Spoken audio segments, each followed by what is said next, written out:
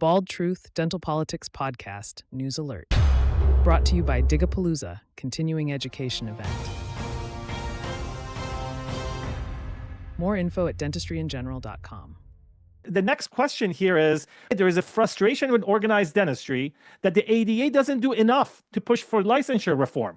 What role should the ADA play in advocating for licensure portability? So they feel like they're doing me a favor. I'm here to tell you, I don't need this right now. But Bob, my question is, when you say the ADA, who are we talking about? The House of Delegates never endorsed this. Twice. Right. It got Twice. sent back. That's Twice. 2 years in a row. Yeah. I want to know who authorized the support.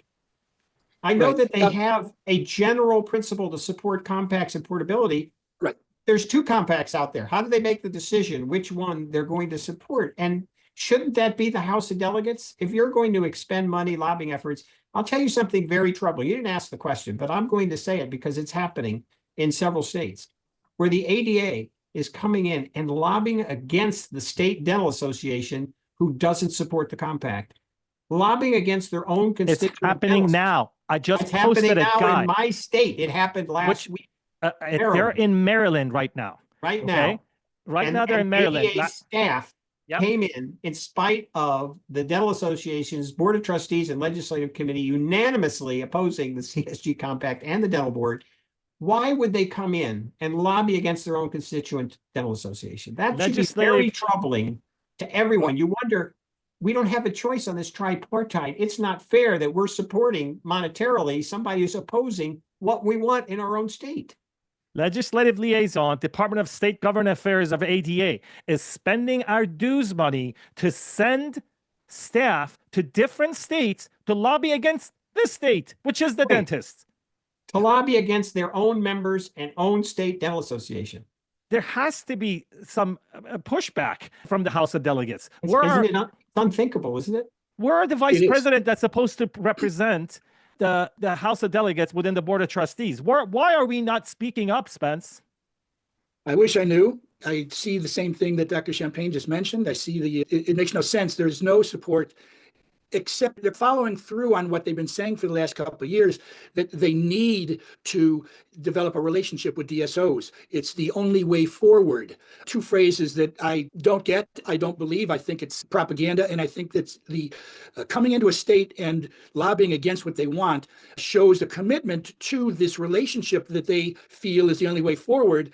And as to Bob's point, I'm sorry, ADA is not supposed to be promoting one business model of dentistry. They're supposed to be promoting what's good for Dentists. And their and patients. for their patients, which actually brings me back to what we were just in. I'm cutting it off here and going back and talking about the AADB model. It does foster more of the stability where the dentist is not so easily itinerant and more likely to be there for the post-op complications, for the post-op considerations, to follow up and make sure that their prescriptions, the doctoring, to me, seems better supported by the AADB model.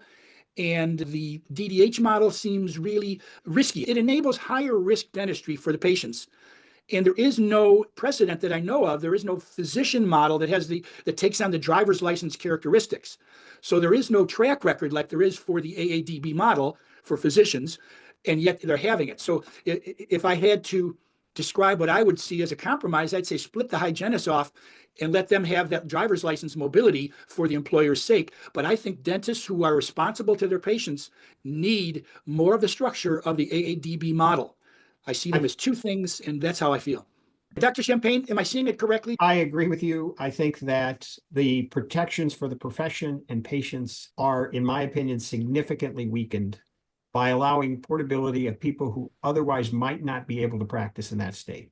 If you really nail it down to the simplest thing is the AADB facilitated compact does not ask any state to license someone they wouldn't otherwise license.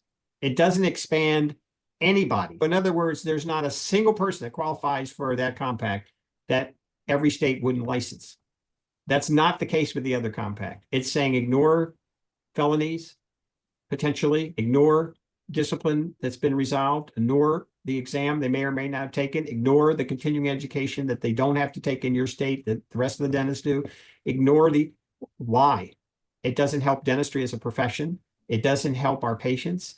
I think it is a significant weakening. And to me, the ultimate result is I don't want to be a pharmacist. It's not that I don't respect pharmacists. I never wanted to practice in that type of model. And I don't think that we want to reduce dentistry to an occupation from a profession. And the way what marks a profession is the standards you have pulled. And so I think you hit it exactly right. For more conversations, visit dentistryingeneral.com.